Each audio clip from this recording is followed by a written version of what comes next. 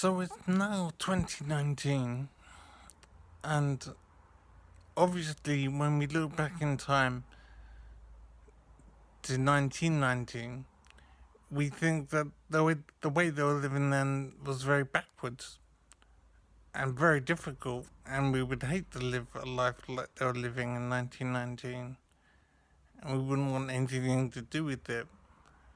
But it's just so amazing that people in 1919 would have thought back to 1819 and thought pretty much the same thing.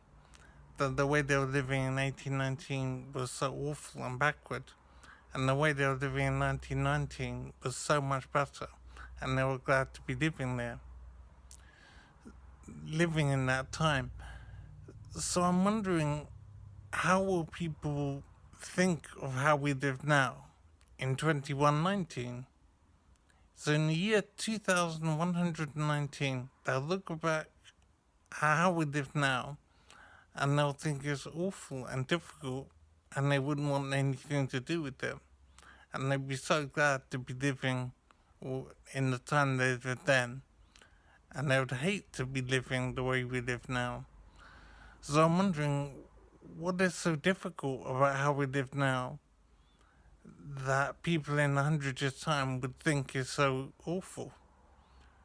But even if we can't see it or conceptualize it properly, it's definitely going to happen. I mean, in 100 years' time, they will definitely look back on how we are now and see it as backward and underdeveloped and awkward and difficult. So I'm wondering in what ways it will be so different that they would think that way. I'm thinking it's bound to be medically, and maybe food, and maybe accommodation.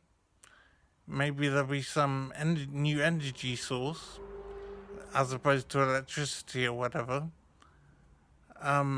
It's so difficult, and that's a flight of fancy to try and imagine how things would be so different. But it will definitely happen, and I find it amazing to think that the way we live now is actually backward and difficult, and the way we'll live in future will be so much easier, so much more developed. But I'm thinking there must be an endpoint of some point in some way, but I just don't know what the endpoint will be.